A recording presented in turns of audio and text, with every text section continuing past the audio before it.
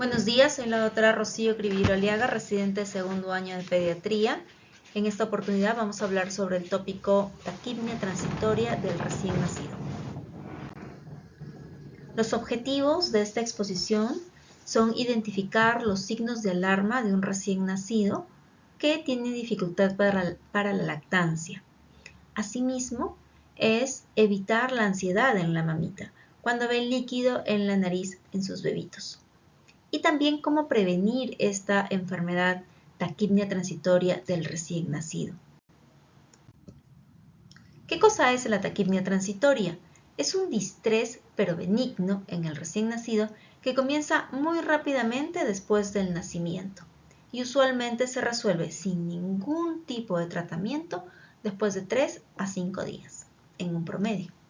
Es un síndrome súper frecuente en el área perinatal, cerca del 40% de los recién nacidos. Tiene una incidencia de 4 a 11 casos por 1000 partos. ¿Cuál es la fisiopatología? ¿Qué es lo que sucede? Resulta que hay una reabsorción tardía del líquido de los pulmones del recién nacido.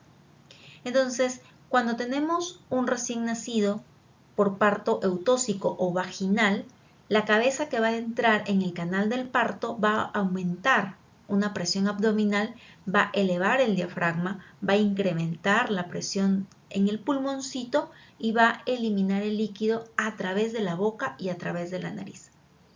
Eso es lo más fisiológico. Entonces es muy natural y muy normal y no debe alterar ni causar ansiedad en la mamita cuando vea pues un poquito de secreción por la boquita o por la nariz. De hecho, podemos calmar a la mamá diciéndole que ha estado justamente en líquido durante todo el periodo del embarazo y es parte natural del bebito, esa eliminación. También es parte de la fisiopatología de la taquipnia transitoria del recién nacido, el pulmón inmaduro del bebito, ¿no? Ya eso por la edad gestacional. ¿Cuál es el principal factor de riesgo para que el bebé tenga esta enfermedad? Y justamente es el parto por cesárea, porque no va a haber esta presión que va a generar el hecho de que la cabecita encaje en el canal vaginal, ¿no?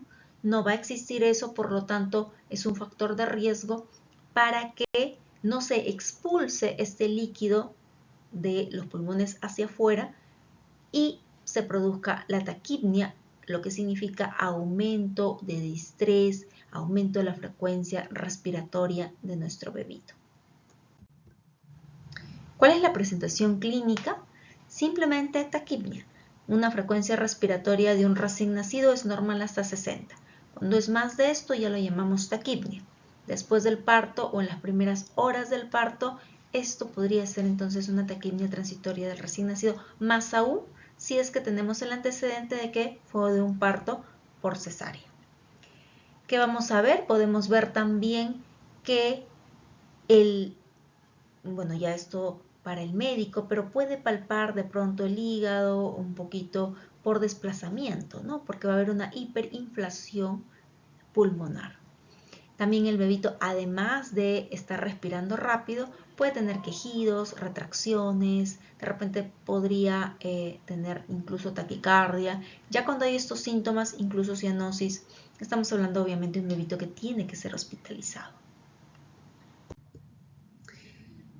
¿Cuál es el diagnóstico diferencial de un bebito que respira rápido? Es muy amplio y la taquipnia transitoria es de exclusión. Entonces, siempre el médico va a buscar de pronto algunas otras alternativas que están aquí, como por ejemplo que sea un problemita en el corazón, que ya sea un problema de repente congénito, alguna malformación, etc.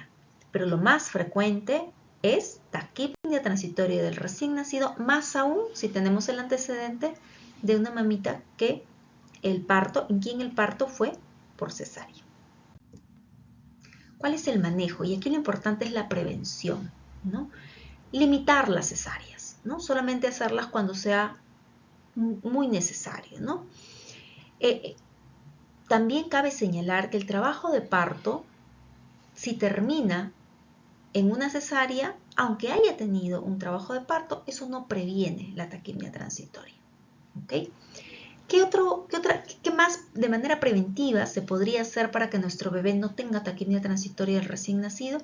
Es prevenir que nazca deprimido nuestro bebé o que tenga un Apgar, que es un poco la escala que nosotros usamos, bajo, ¿no? Entonces, ¿cómo vamos a conseguir esto? Justamente con controles prenatales. Entonces, esto nos ayudaría mucho a prevenir que nuestro bebé tenga algún tipo de depresión al nacer y por ende alguna dificultad al respirar también.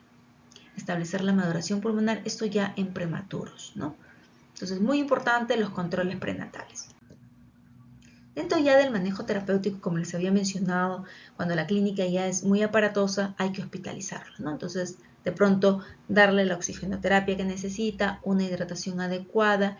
Y aquí el punto muy importante, ¿no? La lactancia materna no debe ser suspendida a menos que sea estrictamente necesario, ¿no?